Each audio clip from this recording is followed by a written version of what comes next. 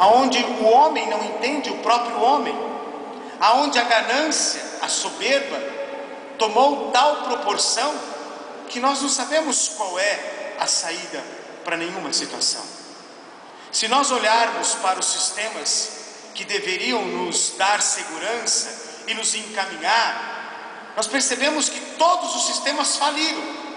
Já faliu o sistema de saúde há muito tempo, o de educação, o prisional e ultimamente o político e ultimamente o econômico.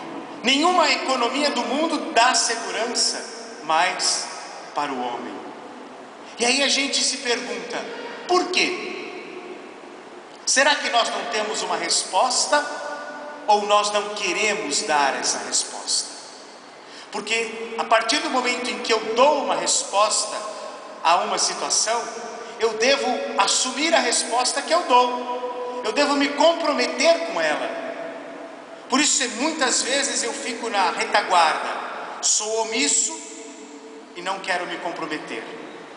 Essa falta de comprometimento é a base desse momento em que nós vivemos do neoliberalismo, aonde cada vez mais o homem pensa em si, ele é o centro de tudo, ele tirou Deus do centro da sua vida, como eu já disse, colocou numa prateleira e se colocou ele. Tudo deve ser para ele, tudo deve estar voltado para ele.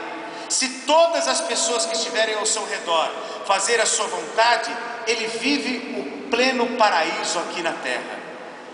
Vejam dentro das nossas famílias, se nós tentamos dizer alguma coisa para os nossos filhos, é porque nós somos chatos, nós somos retrógradas, nós não conseguimos chegar ao mundo deles, eles pensam com mais rapidez e as nossas atitudes são mais lentas. E isso, gente, não é só dentro das nossas famílias, dentro das nossas escolas. Professores não podem mais educar os seus alunos. Isso são dentro das empresas, os chefes, aquele que tem o poder de comandar uma seção, um departamento, ele sempre é mal visto. E é nessa sociedade que nós, como cristãos, fazemos parte e precisamos dar uma resposta para tudo isso. Não uma resposta para resolver o mundo. Nós não temos condições de resolver os problemas do mundo, mas nós temos que ter uma resposta para nós, pessoal. Eu não posso ficar esperando o mundo mudar, mas eu posso mudar. Por isso, se nós quiséssemos mudar e dar uma resposta a tudo isso, é preciso tirar o homem do centro e colocar Deus no centro. A resposta para tudo isso é nós nos voltarmos para Deus. Será que nós temos coragem de fazer isso? Ou será que nós vamos continuar fazendo parte dessa sociedade neoliberal que vê como felicidade o amontoado de bens materiais? Será que nós vamos continuar fazendo parte dessa sociedade que vê a felicidade nas grandes festas que ela produz? Será que nós vamos ver a nossa felicidade no sexo sem responsabilidade, no tamanho e na quantidade de bebidas alcoólicas que ingerimos? Será que está por aí a busca desta felicidade desenfreada? Por isso que a liturgia da igreja, através da palavra de Deus, ela vem sempre nos tentar mostrar, apontar um caminho, para que nós tenhamos coragem de dar a resposta que o mundo precisa, ou seja, colocar Deus no centro da nossa existência. Nesse sentido, a liturgia então toma como primeiro texto um trecho do livro dos Reis, aonde Elias, o profeta de Deus, está fugindo. Mas está fugindo do quê? Nessa época, rei de Israel era Acabe, que por ter colocado Deus também de lado, para juntar e aumentar a sua fortuna, ele se casou com uma mulher chamada Jezabel, que era uma rainha pagã, e ao se casar trouxe para Israel o seu Deus chamado Baal, o Deus que prometia fertilidade aos animais, chuvas intermináveis e prosperidade para o povo. Mas ele era um falso Deus. Falso Deus é um ídolo. O ídolo promete e não cumpre, ele falta com seus compromissos. Por isso, há 3 anos não chove em Israel, os animais não se tornaram férteis, e então a terra também não produz sementeiras.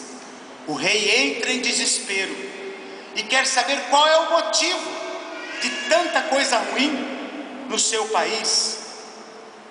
E ele vai consultar os adivinhos do seu reino, os bruxos, que logo dão uma resposta, não verdadeira, mas que convence o rei. O culpado de tudo isso é Elias, o profeta de Deus, que não cede ao seu comando.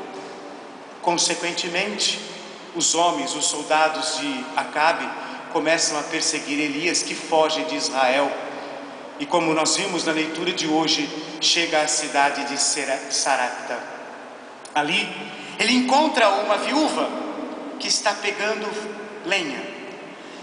Cansado da viagem, ele diz: mulher, me dê um pouco de água. E a hora que ela está indo buscar água, ele grita mais forte: me dê também um pedaço de pão, traga na sua mão. Ela olha bem para ele e diz: homem, eu não tenho pão. Eu estava aqui catando alguns gravetos para fazer com um tanto de farinha e um bocado de óleo que eu tenho em casa, o último pãozinho, para que eu e o meu filho comessem e depois nós íamos esperar a morte. O profeta insiste: mulher, ouça a palavra que te digo e cumpre o que te falo. Ela confia na palavra do profeta, ou seja, ela coloca Deus no centro da sua vida. Por isso nos diz a leitura que nunca mais na casa da viúva de Sarepta faltou farinha e óleo. Será que não está na hora de nós então fazermos um compromisso com Deus, de buscar atitudes realmente que coloque Deus como o centro da nossa existência? Porque Jesus, no evangelho de hoje, está no templo de Jerusalém, ensinando uma enorme multidão, e ele diz assim à multidão: cuidado com os doutores da lei. Os doutores da lei eram os advogados do templo, os escribas contratados pelo sumo sacerdote para defender as viúvas, porque elas ficaram sem quem as defendesse. E essa espécie de gente, essa classe social, eles se vestiam com roupas vistosas, as franjas arrastavam pelo chão, eles gostavam de ser cumprimentados em praça pública. Os primeiros bancos da sinagoga era reservado para eles, e se você convidasse um escriba, separe os melhores lugares da mesa, porque eles fazem preferência por isto. Essas atitudes dos escribas criavam asco em Jesus. Era como se Jesus, ao se aproximar de um deles, sentisse uma alergia, ele se enchia de coceira, porque eles faziam essas atitudes e ainda iam na casa das viúvas com longas orações e roubavam delas tudo o que elas tinham, para elas ficarem totalmente dependentes do templo, assim como seus filhos que ficaram órfãos. E o pior de tudo, faziam isso em nome de Deus. Jesus não podia suportar essa situação. Por isso, no meio de tudo isso, aparece no templo uma viúva que vai colocar esmola no templo. E ele fica observando a atitude daquelas pessoas.